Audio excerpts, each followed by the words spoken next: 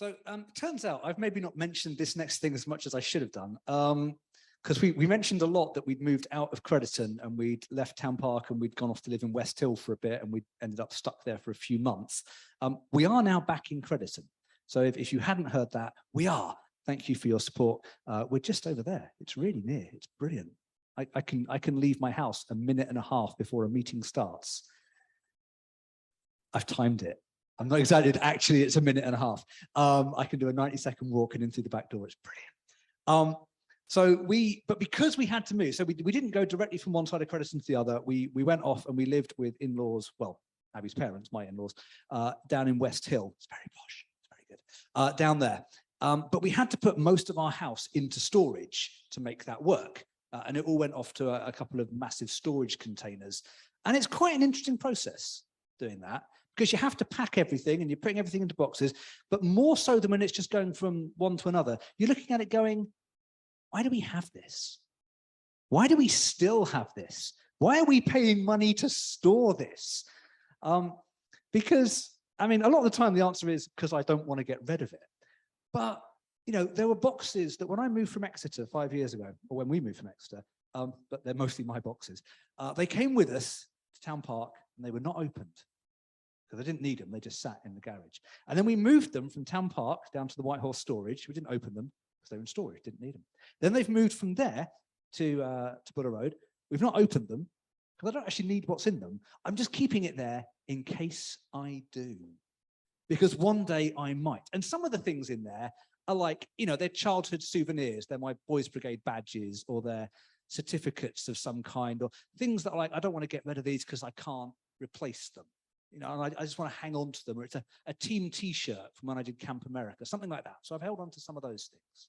I can justify some things that way. And then there's some things that I might need.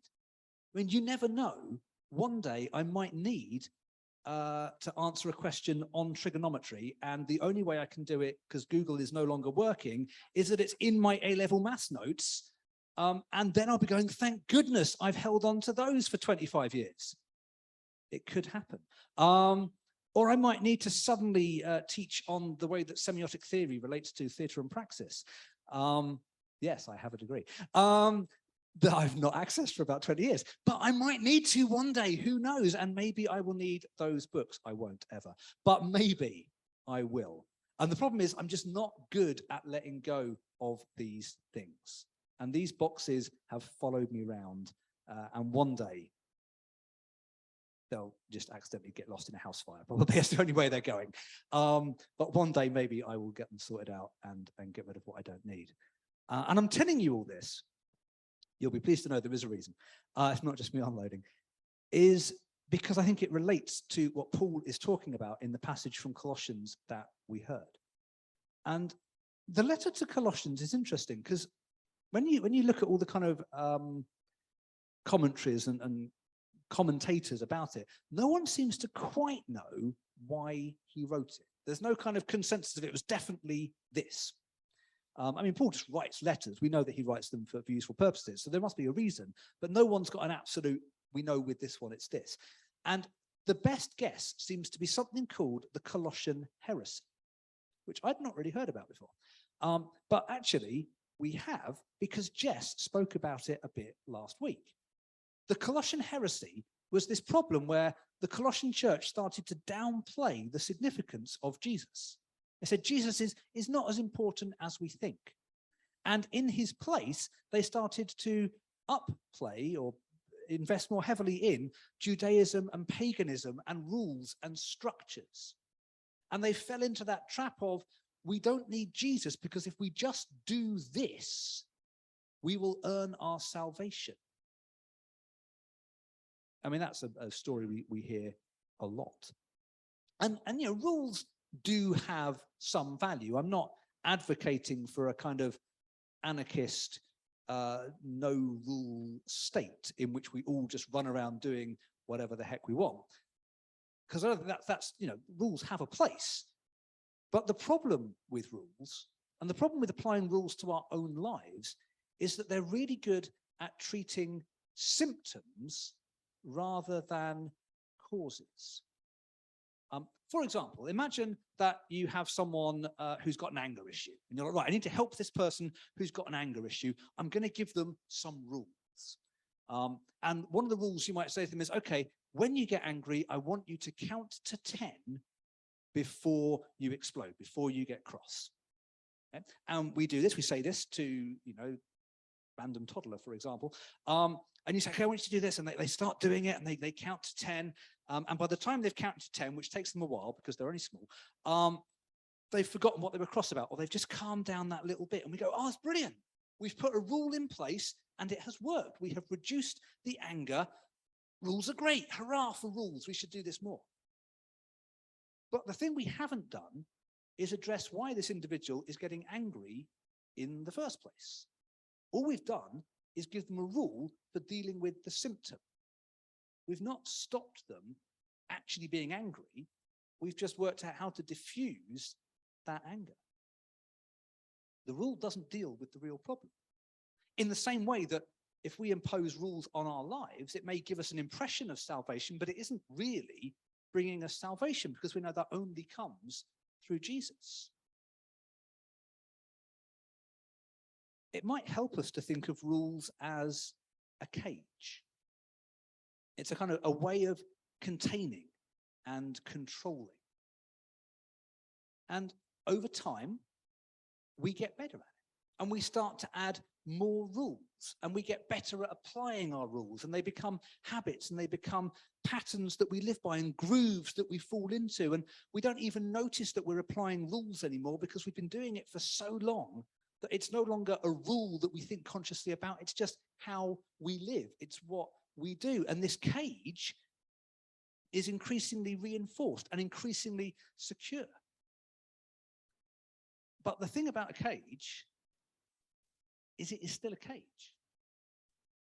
And whatever we put in that cage is still in that cage. And one day, we're going to forget what's in there.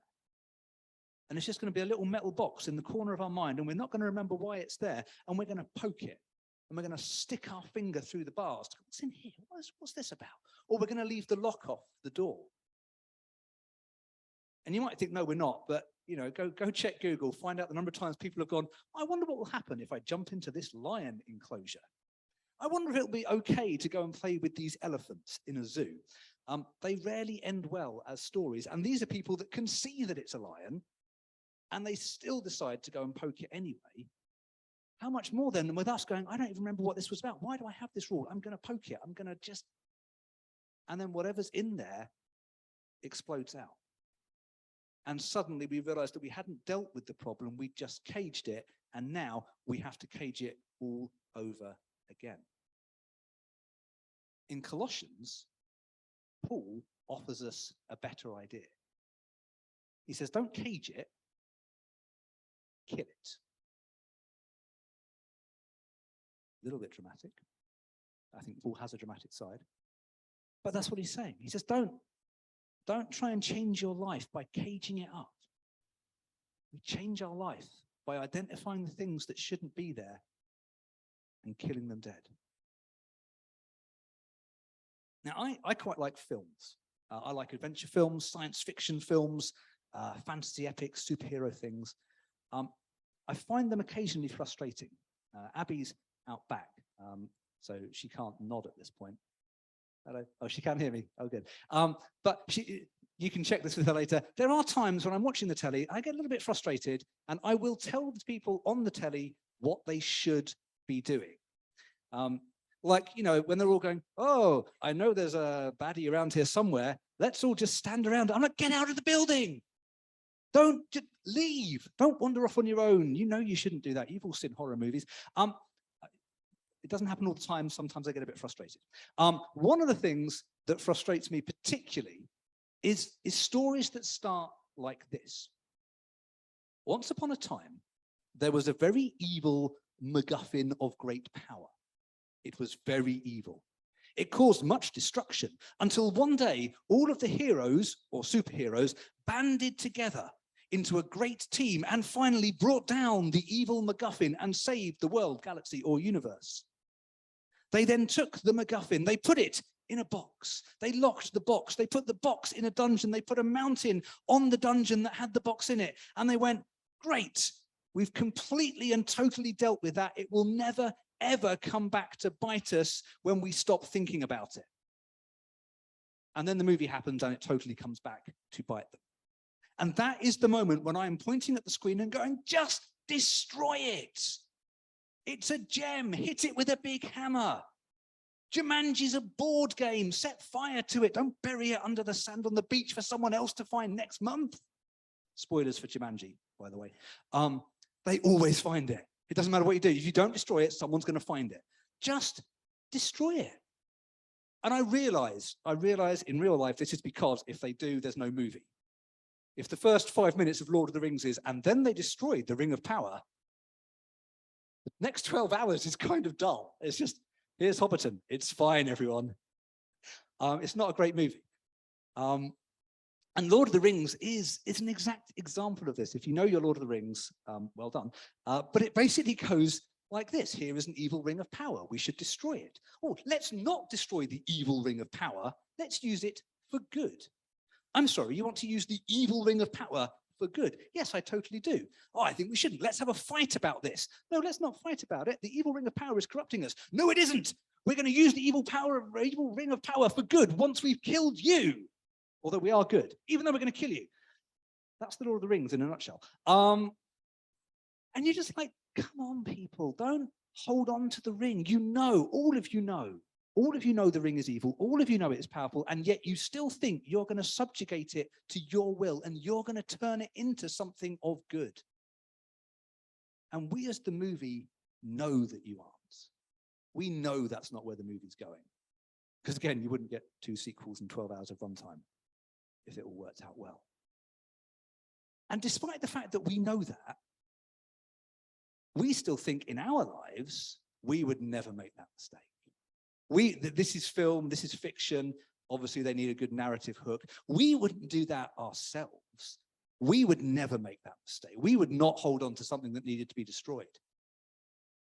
And yet, we have our rules and our cages, and we just lock things away in a box, in a dungeon, under a mountain, where it will never, ever come back to bite us. And Paul says we're wrong. Paul says that's not how this plays out. In verse 5, he says, put to death whatever belongs to your earthly nature. And then again in verse 8, rid yourselves of all such things. Don't hang on to it. Don't box it. Don't cage it. Get rid of it. Put it to death. Last movie reference. If you were around in the 80s, you might remember a film called Aliens. It was a sequel to Alien. There's one alien in the first one, but there were many in the second. It's clever. Alien's best known for its in space, no one can hear you scream motto, which by the time I was a kid was in space, no one can eat ice cream, which was hilarious in the playground. It's one of those films where it's an action movie, lots of aliens, lots of guns. It's a great movie, but also a lot of swearing. So I recommend it, but also no. But towards the end of the film, the heroes, the few surviving heroes, because the rest have been eaten by the aliens, they're trapped on this planet. They're thinking about leaving. They want to escape. They're going to get the last dropship down from their spaceship. They're going to jump in the dropship and they're going to fly off. And then on this team, there is a corporate guy. And the corporate guy says, look, tell you what, why don't we try and capture one of these aliens? If we can get one of these aliens back to Earth, it would be worth millions. And this is about 1984, so these days it'd be worth billions. But he's basically, what I want is the money. I want to take one of these aliens home. I want to put it in our ship with us, despite the fact it's killed everyone else, and take it home because it's worth money. And we as an audience are going, we know this is a bad idea. We know that if you do that, it will break free. It's such a bad idea. Even the characters in the film go, no, that's a bad idea. You know it's a bad idea when film characters are telling you it's a bad idea. And they look at each other and they go, no, we're not going to do this. And one of them says, one of my favorite movie quotes of all time, we're going to take off and nuke the site from orbit. It's the only way to be sure. I love that quote. It's just one of those ones that stuck with me. And the reason I'm mentioning it now is because if Paul had been writing his Colossians letter in the 1980s, I think that's how he might have phrased it. Because it's what he's trying to say. We don't mess around with our failings and our weaknesses in the same way that none of us would be stupid enough to take a killer alien and stick it on our spaceship before flying home. We shouldn't mess around with the things in our lives that we know shouldn't be there. We shouldn't compromise and go, oh yeah, but this might be worth something. This might be useful in the future.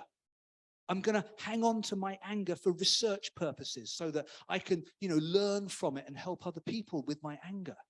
I'm going to hang on to it. I'm going to hang on to my greed for old time's sake, because it reminds me of when I was a kid and I just don't know how to let go. It's part of my childhood memories. So I'm going to hang on to that. I just want to keep it in a box in case I need it one day.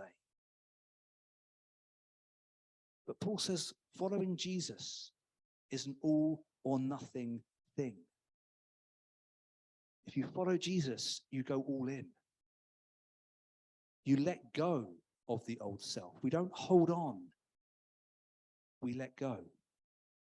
We take off and we nuke the site from orbit, because it is the only way to be sure. And the question then is, well, how do we do that? And in a very nihilistic way, Paul's answer is more death. We need more death because this time we need our own death. It's right there in verse 3. You died. You're dead. Paul says to his audience, you're dead. You have died. You are no longer alive. Except you are, because your life is hidden with Christ. Christ is your life. I like the way Frank read that, because he really just hit that and went, Christ is your life. Because your old life is gone. Christ is what we have now, because the old self is dead. Paul doesn't say, you might want to do this. Wouldn't it be a lovely idea if you did this? He says, you're dead. You died. It has gone. You may not realize it yet, but you died. And your life is now hidden with Christ in God. We are no longer who we once were. That person is gone. From the moment that we committed ourselves to Jesus, from the moment that we received his love and his mercy and his grace and his forgiveness and the whole shebang, the old self was gone. Our lives no longer belong to us. They are hidden in Christ. They belong to him. And that means all of those things that we have kept locked up inside and caged inside us and partitioned off with all our rules and structures, they don't belong to us either. That's no longer ours to hold on to. We've given it up. When I move house, I can't say, but I still own that bathtub. I can't say, but I still own those floorboards. I've given that house to somebody else. That house belongs to someone else now. It is no longer mine to say these bits I want to hang on to. When I give my life to Christ, I give my life to Christ. Not some of it, all of it. It all belongs to him. A few years ago, before, so this is it's going to be a difficult story. I apologize. It'll be good. Before we came here, I worked at a church. We worked with a couple of people, and those people made some very significant promises to myself and to Abby, and then completely rode back on them and changed their position. And it was a very, very difficult time. As a consequence, I had to give up my job. I left the church. We moved out of the home that I had. It was a big deal. It was very painful. It's largely why I'm here. So there's a good side to it, because I found you lot. Hurrah. But it was difficult. And for a long time following that, I was so angry about it. Really, really angry. And that anger was something that I held on to. And I had rules. I started going, okay, well, because I'm angry about this, I need to deal with this by rule. I need to say, okay, I will not talk to these people. There's a nice simple rule. I will not talk to them. If I go to something that they're at, I won't talk to them. It's too annoying. Rule. One side of the cage. Okay, I won't go back to that church. Okay, if a youth thing happens there, I'll just not go. If a meeting's there, I'm unavailable. There's another rule. And you put these rules in place and you begin to contain the anger. You might even say, or in my case, even that thing of saying, I know I have to forgive. I'm a Christian, of course I have to forgive. As soon as they apologize, I will forgive them. And that's a rule. I've made a rule up. That the Bible doesn't say, God says, well, when they apologize, you should forgive them. That's not, you're not going to find that in there. That's a rule I've made up to help contain. That gives me an outlet valve for my anger. I've made this rule up and I've put it there and I continue to cage. And the problem with having my anger in a cage is that sometimes it's going to rear its head. And sometimes I would just be frustrated and angry for no reason. Except it wasn't for no reason. I kind of know why it is. It's because I'm holding this anger inside me and sometimes it comes out. Or something goes wrong and my instinctive response is to say, well, this is the fault of those people. It's their fault, because if they hadn't done what they did, we wouldn't be in this position and then this thing would never have happened, and therefore it's their fault. Because that's still my anger, which is still there, leaking out. But the good thing is, God is more gracious than we are. And over time, I have learned in God and through God, and I've learned to think less about the past and more about Jesus. And more about how Jesus calls me to live now. And not just how he calls me to live now, but how he calls me to live in the now and in the present, and not 5 years ago or 7 years ago, whatever it was. And I was sat in our top room, looking out over the garden and thinking about this as I was writing it. And it suddenly occurred to me that I'd not thought about these people for ages. There was a time when every single day it would have been, I'm so angry. And now, I went, I can't even remember the last time I thought about it. My anger has been put to death by forgiveness. I don't need those rules anymore. I don't need to think about this or that because it's gone. If you kill it, you don't need the cage. My old self, or that part of my old self, has been given over to Jesus. It's been made new. You know, and I can say, and actually I'm going to say it, I have forgiven you. I know you're not watching. I know you're not. But I have.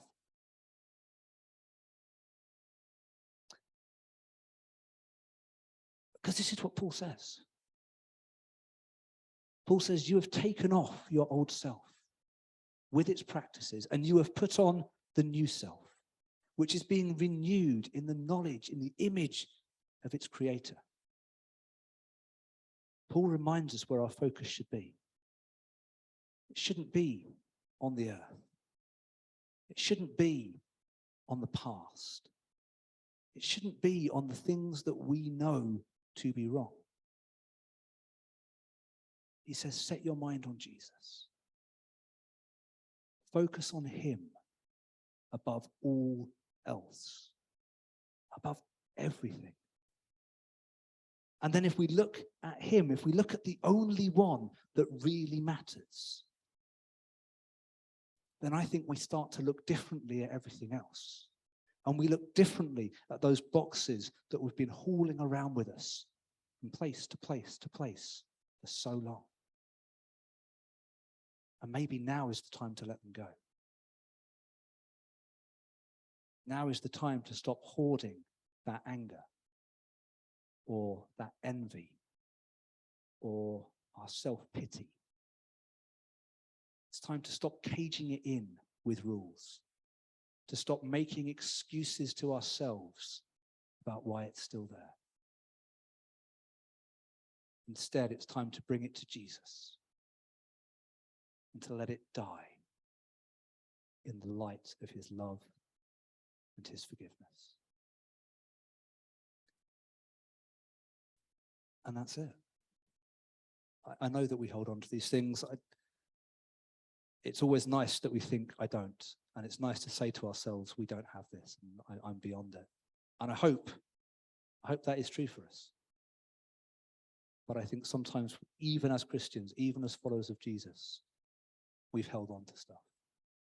And if that is you this morning, if you think, actually, if I'm ruthlessly honest with myself, I've been thinking about this for the last 25 minutes because I know what Dave's talking about. Don't leave here with that.